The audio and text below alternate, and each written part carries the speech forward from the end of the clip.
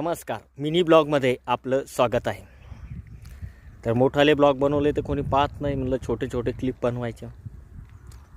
YouTuber आहे ना, बरेच शेतकरी वाढलेले, पण खाजगी नाही हो, रिॲलिटीमध्ये कमी शेतकरी आहे, पण सोशल मीडियावर वाढलेले शेतकरी लय. लगेच ते आपलं काय म्हणतात त्याला, वखर चालवायचं, नागर चालवायचं. असं बघा, माझ्या पायाला जखम झालेली,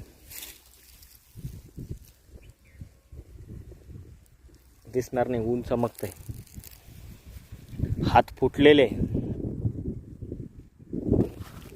सकाळी पाणी भरायला आलं तर मला वाटतं 4 वाजेपर्यंत असं वाटतं की लाईन जाईन भाऊ, जेवायला पण जायचं नाही पटकन, किंवा डबा विसरतो सकाळी सगळे आणायला. राग येऊ देऊ नका, काही मिनिटासाठी शेतकरी म्हणून काहीच फायदा नाही. तो आनंदच भेटणार नाही तुम्हाला. तो आनंद मिळवण्यासाठी तुम्हाला सदैव शेतीला सोपावं लागेल, किंवा तो छंद आहे असं मानू शकतो मी.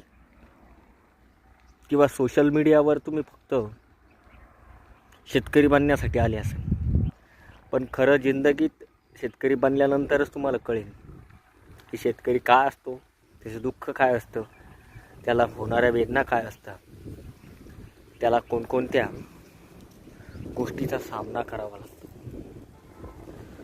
2 बैल हकलून आणि वखरावर बसून शेतकरीचा ब्रँड म्हणून तुम्हाला स्वीकार होणार नाही, आणि स्वीकार करता येणार नाही. त्यासाठी रट्टे कट्टे खावं लागतात. ते खान, मला त्यांना दुखवायचं नाही, पण मी बरेच शॉर्ट व्हिडिओ पाहतो, त्याच्यामध्ये दिसतं चांगलं आहे, अति सुंदर. रिॲलिटीमध्ये नसलं तरी शेतीचा छंद हा शॉर्ट व्हिडिओसाठी चांगला होतो, इंस्टाग्रामसाठी चांगला होतो. लक लाभ. जय हिंद, जय महाराष्ट्र.